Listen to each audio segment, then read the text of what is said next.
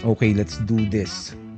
Habang naghahanap tayo ng mga bagay na pwede nating i-content sa susunod na video ay naisipan kong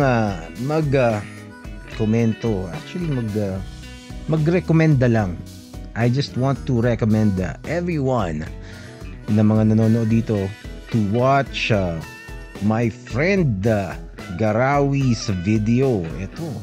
Itong si Garawi ay he is on a tear. Meron siyang video series na ano bang drama series ang pangalan ng playlist niya, and it is about a certain abogado na paano ba ilalarawan ng butihing abogado na ito. Okay, actually panoorin nyo na lang itong series ni Garawi. Meron siyang Deceptions, yung Deception series ni Garawi. Puntahan niya siya sa kanyang Facebook page. Doon madami yung videos niya. Garawi is Ghaраwi. Okay, so it started nung December. Medyo hindi rapid fire mag-content itong si Garawi kasi gumagawa rin siya ng ibang content. Dahil babutihin, hindi lang ikaw ang mundo ni Garawi. Actually, malamang, 'di ba, as with probably all serious content creators, mga asides lang yung mga ganyan, mga issues. And if you know Garawi's content, ano talaga siya, he's into intellectual mga topics, mga paksa, mga video na nagcha-challenge ng kaisipan at pumupukaw ng mga kaisipan ng mga manonood. Gaya ng mga video ni Garawi, and he is also a master in visuals dahil yung mga videos niya ay merong mga animation, ganyan. Kasi animator talaga si Garawi. Garawi is a high-level creative.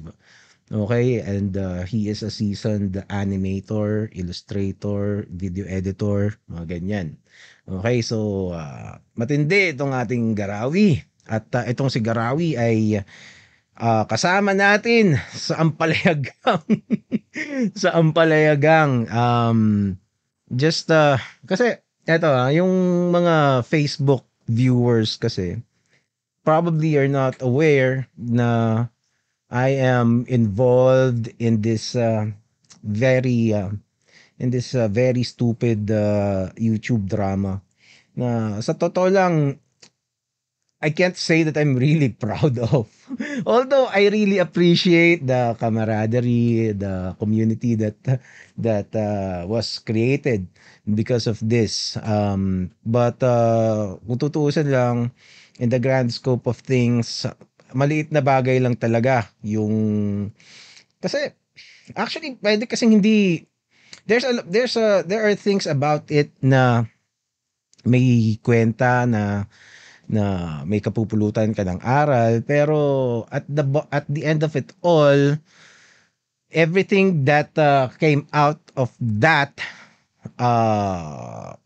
internet feud are just caused by fragile little egos and stubbornness. 'Di ba? Meron lang talagang makulit, tapos meron lang pikunin, 'di ba? Siyempre sasabihin nilang yung kabilang side, kami yun. O, 'di ba? Yung mga miyembro sa side namin. But sa totoo lang, as illustrated by the videos of Garawi, the petty side is you. Butin! Ikaw talaga, 'di ba? Ikaw talaga ang pinakang may kagagawan dito dahil sa ah, ayokong ayokong marinig ng nanay ko na nag nananalaula ako ng tao dito eh. Kaya binabawasan ko na. Pero ikaw talaga, everything that's happened to you were caused by you and your stubbornness. Okay, but that is only my opinion, ha? That is my opinion, but I know hindi mo tatanggapin 'yon because yun nga, stubborn ka nga kasi, 'di ba? Yun ang definition ng stubborn. Okay, so eto, gumawa si Garawi ng ikatlong video na in-upload niya kahapon ba 'to, ng isang araw. Basta gumawa siya ng video, bago lang 'to. Ito, nakaka 32,000 views na, and itong series niya na 'to, to almost 250,000 views na yung una. Ito yung ano sagot ni Garawi, kasi sagot ni Garawi 'to na kinimkim niya ng 2 taong mahigit, na nagmula pa noong noong kanilang Axie Infinity feud kasama itong si Nico David. And sa pagkakaalam ko, parang gustong-gusto talagang sumagot ni Garawi noon, pero he was advised by Nico David na parang, "Bro, hayaan mo na, pagpaubaya mo na sa akin 'to." But Garawi, being the gentleman that he is, parang sige, nagpaubaya si Garawi. Ngunit dahil nabuhay nga na naman ang mga bagay-bagay na ito, dahil nga doon sa Ampalayagang at saka itong mga butihin boys, sumagot finally si Garawi. At talagang kanyang kinulata at hindi makasagot itong si Butihin sa kanya. And as you can see dito sa huling video niya, puro palusot lang. Wala talagang matinong isasagot itong si Butihin sa kanya. Talagang corner na corner siya ni Garawi. Itong iba, 130k views. Ito 30k lang tong isa, Garawi, alam ko bakit 30k lang to, 'di ba? Kasi merong tae dito sa thumbnail eh. Tanggalin mo tong tae, palitan mo siya. Gawin mo lang Deceptions Part 2 siguro. Or basta tanggalin mo yung tae, kasi ako lang mabasa ko may tae, di ko nakiklik yan eh. 'Di ba? Kaya ko lang siya kinlik dahil alam ko kung anong laman yan, 'di ba? Pero 'yun, palitan mo yung tanggalin mo lang yung tae, kasi nababasa rin ata ng AI ng Facebook at YouTube yan. So, tapos itong third video, Usapang Tiwala, Deceptions Part 3. Okay, so dito talaga, actually this is a very clever content, kasi merong setup to eh. Merong setup, and you would di mo, itong si Libayan kasi lagi niyang pinagmamalaki, lagi niyang pinapalabas. Okay, ito yung isang ito yung isang kasinungalingan na binebenta niya at nilalamon naman ng mga niya noong mga fans niya, 'di ba? Ang binebenta niya ay napakatalino niya, 'di ba? Napakatalino niya to the point na he is 3, 5, 10 steps ahead of everybody else. Yun talaga, yun yung gusto niyang ipalabas, that every other person na magcha-challenge sa kanya walang panama, 'di ba? Yun ang sinasabi niya, super saiyan nga daw siya, 'di ba? Immortal daw siya, 'di ba? So he really sells this image of himself, 'di ba? As narcissistic as it gets, 'di ba? Mga full narcissist mode, 'di ba? Buti napaka-narcissist mo. 'Di ba? It's so funny. It's so funny kung gaano ka narcissist nitong taong 'to, 'di ba? I'm just basing it on your actions, 'di ba? Kasi ako never kong sinabi 'yun na matalino ko, sinasabi ko nga bobo ako eh. 'Di ba? Sinasabi ko nga yun kasi I know that I know nothing, 'di ba? Yun ang mantra ko sa buhay, I know that I know nothing. 'Di ba? Yun ang alam ko, na hindi ako matalino, na hindi ko alam ang lahat, 'di ba? Ikaw, hindi ko sasabihin. Bahala kang i-figure out kung ano yun, 'di ba? Ano, tuturuan pa kitang hayop ka. Pero yun nga, yun ang binebenta niya dito sa mga followers niya, and I suppose he has the talent to sell it, 'di ba? I'd give him that. I'd give him that. He has the talent to sell his bullshit. And of course there will be people who are, hindi ko naman sasabihing tanga kasi people just go to YouTube for entertainment. Sinasabi ko naman lagi 'yan eh. 'Di ba? Meron ito lang namang sina Libayan ang ano eh, ang nag-iisip na people to YouTube for more than just entertainment. That they are somehow providers of purpose in life. Diba? Yeah, but sige na. If you really wanna believe it, hindi ko na expound dyan. Baka, again, manatili kayong mangmang kung hindi mo may intindihan kung bakit ko sinasabi yan. Again, narcissism. Diba? Narcissism. And going back to Garawi's video, simple lang naman to eh. He was just really showing how Atty. Libayan deceives his viewers, especially with regards to Garawi's content, 'di ba? And sinasabi naman niya eh, 'di ba? Siya naman yung nagsimula diyan eh, 'di ba? Sinasabi niya deception. He is the first one to accuse Garawi of deceiving his viewers, 'di ba? Of lying basically. Ayun ang kinakagalit talaga ni Garawi, na to have you portray him as a deceiver. 'Di ba? Yun paulit-ulit niyang sinabi yun, deceiver, deception, deceiver. 'Di ba? Instead of tackling the arguments, 'di ba? Or accusation, sabihin mo ng accusation head on.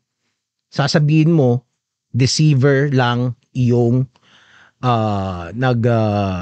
nakikipagdebate sa iyo, 'di ba? And this is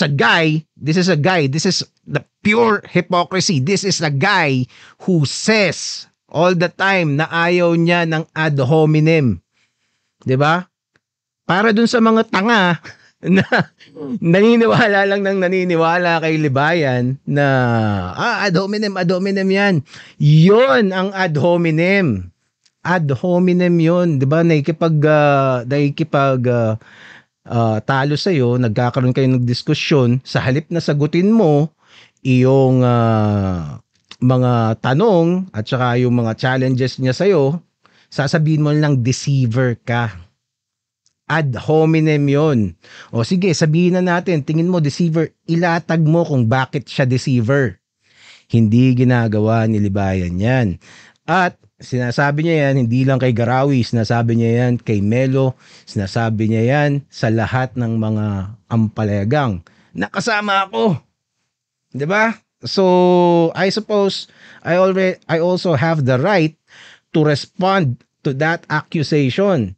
'Di ba? Deceiver, bakit? Bakit ako deceiver? Bakit deceiver si Melo? 'Di ba? Bakit deceiver si Garawi? In-invite ko pa siya dun sa Sausawan. I was not expecting he would take it na pumunta siya doon, pero I was hoping he'd be open for discussion during that time, 'di ba? And ayun, nilatagan namin siya ng mga arguments, nilatagan namin siya ng mga criticisms, 'di ba? Pero anong sagot niya? Ang sagot niya sa amin, dahil daw nanonood kami kay Melo Yap. 'Di ba? Dahil nanonood kami kay Melo Yap, hindi na worth it na sagutin yung aming mga punto. 'Di ba? Walang kinalaman doon sa mga arguments na nilatag namin ang sagot niya. 'Di ba? It is cop out. It is cowardly. Napakaduwag ng attorney niyong mga hayop kayo. 'Di ba? Yun ba ang isang tao na hahangaan mo? 'Di ba? Kung talagang, let's say, sasabihin niya, bobo kasi, let's say, ina-assume niya kasi na idol namin si Melo Yap eh. 'Di ba? Nung time na yun, hindi pa namin pinapanood si Melo Yap, nasisilip-silip ko lang itsura ni Melo Yap. 'Di ba? Hindi pa ako nanonood kay Melo Yap noon. 'Di ba? Pero ina-assume niya dahil nabanggit ko na nakita ko si Melo Yap, kala niya idol ko si Melo Yap. 'Di ba? Kala niya bilib na bilib ako kay Melo Yap at si Melo Yap ang standard ng katalinuhan. 'Di ba? Actually, hindi ako naggawa nun eh. Ikaw ang nagbigay ng standard ng pagiging matalino kay Melo Yap. Butihin. 'Di ba? Kasi ikaw, idea mo yun eh. 'Di ba? So, ngayon, dahil nanonood kami, let's say nanonood ka, 'di ba? So, ibig sabihin, ang gusto nang palabasin, bobo na rin kami. 'Di ba? Ganun ba talaga? Ganun. Unang-una, hindi mo nga alam kung nanonood talaga kami. How much do we watch? So, it is just a silly cop out para makatakas. 'Di ba? Kasi naka-apat na na video siya sa amin eh. Tapos finally sinagot ko siya. Tameme naman siya, di naman siya makasagot, 'di ba? Di siya makasagot eh. So, ano na lang, sasabihin na lang nila, tanga kasi yan, 'di ba? Which is an insult to the people na nag-idolize sa'yo.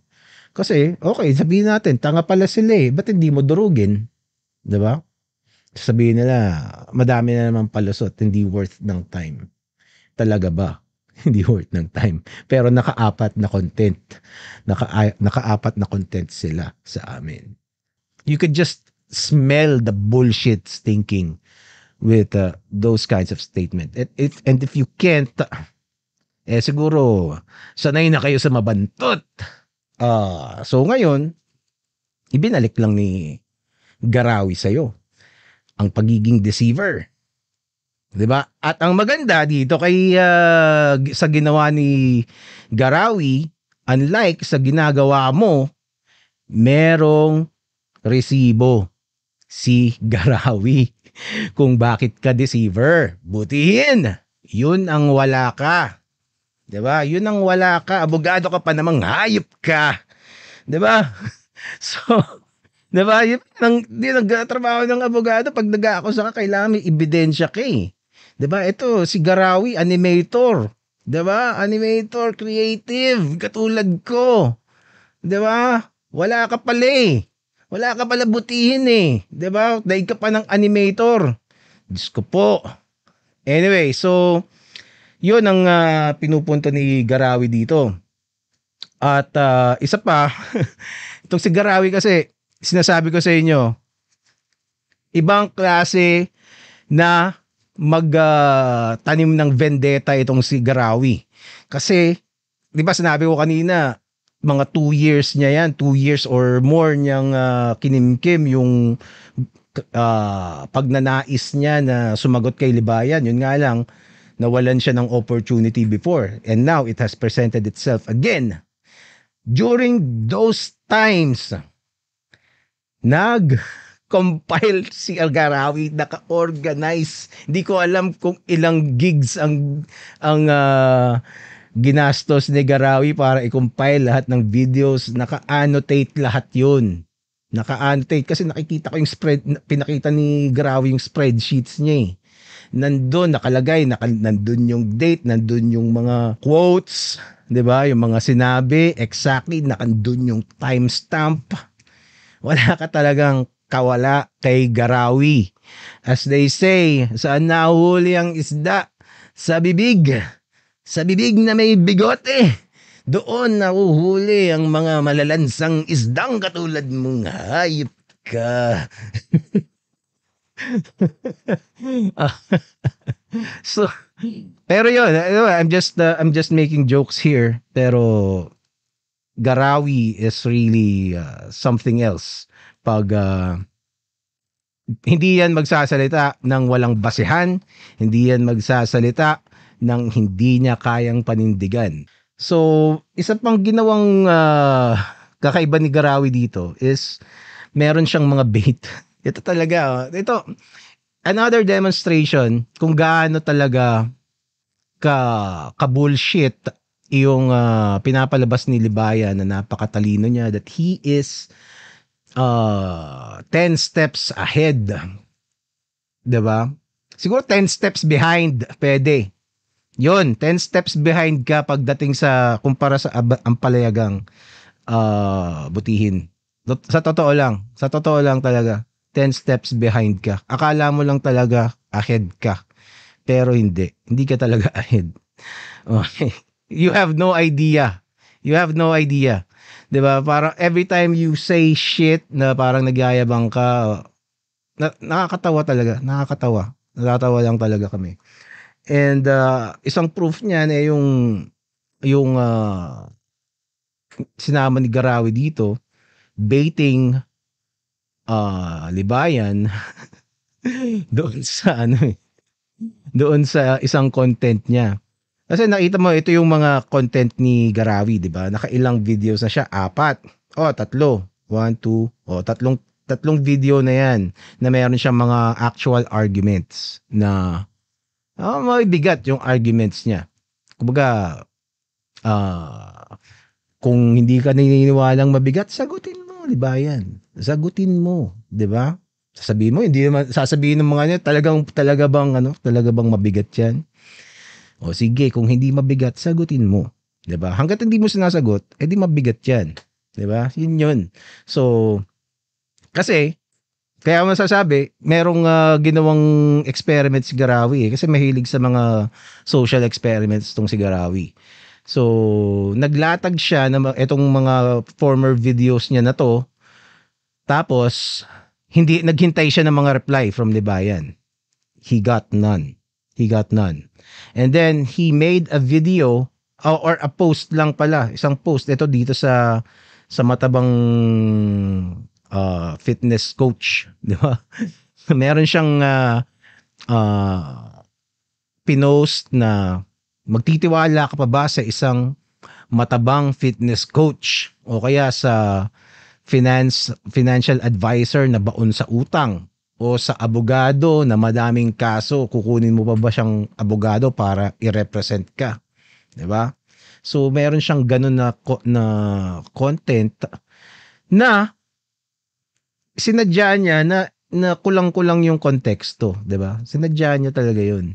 And nakalagay doon sa video niya. He explained it himself. So you can just watch it. And ang purpose niya doon is para lang malaman kung sasagutin ni Libayan yun. 'Di ba? Dahil alam niya mahina yung argumento niya doon eh. 'Di ba? Doon sa ibang content niya na malakas yung argumento niya, nakita niya na hindi pinansin. So, ang ginawa niya, nag-post siya ng isang bagay na mahina yung argumento. And para malaman kung pinapansin ba yon o hindi. So, ang nangyari, kung hindi ko content ni Libayan yung mahinang argumento, edi pwede mo sabihin na hindi lang pinapanood ni Libayan, di ba? Pero ngayon, nakita niya, kinontent yung mahinang argumento. When, tatlo pa yung naunang content ni Garawi sa kanya. Di ba? So, you can, I suppose, you can hypothesize, maybe not fully conclude, but you can hypothesize that Libayan is cherry picking doon sa mga argumento na tingin niya ay mahina, 'di ba? Which is ang hindi niya alam, pinaglalaruan lang siya ni Garawi, 'di ba? And he was played like a fiddle, 'di ba?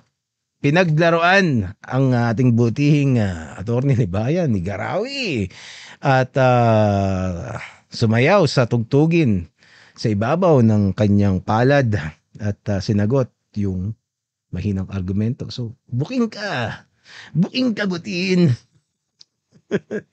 And I suppose it's safe to say that kung if you are as smart and as savvy as you claim to be, that would have never happened to you, 'di ba?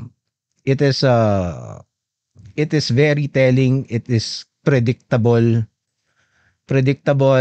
it is amateurish shit, and it's just something that you cannot pull off on a true smart and intelligent man. Okay? So sa mga bobo lang gumagana yung mga ganun.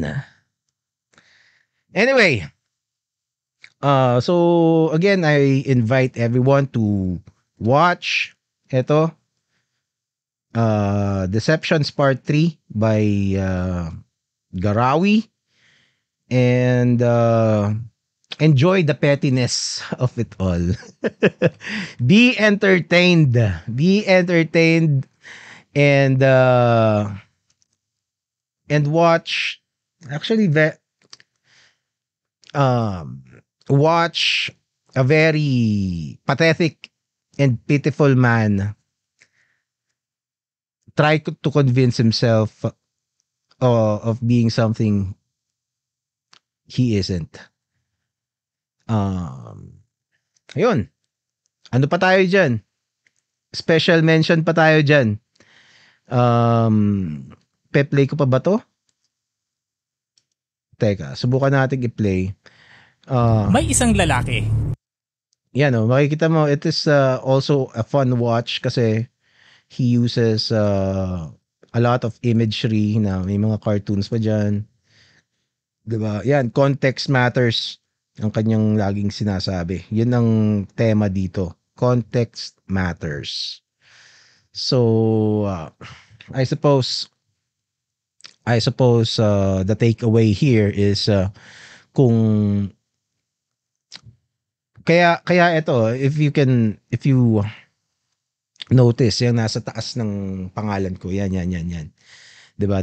The Comics Man Method, how to be your own influencer. Siguro I'm gonna talk more about this Comics Man Method shit na yan. How to be your influencer. You need, oh yes, influencers are here. Influence, it's I suppose it's fine if you can be influenced to buy certain products, to try out certain restaurants, ganyan, or to mga capitalistic shit, 'di ba? To indulge, 'di ba? Or influence to follow certain lifestyles like exercising, 'di ba? Like meditation, 'di ba? And other health related or professional related things. But if you're gonna be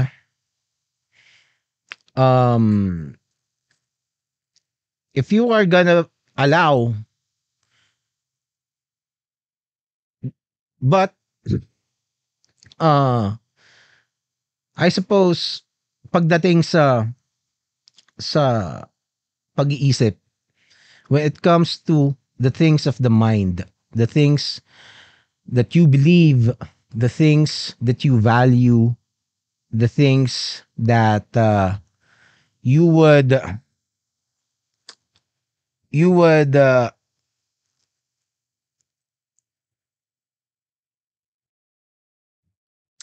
care enough to pass to your children, I think it is best that you should make yourself your own influencer.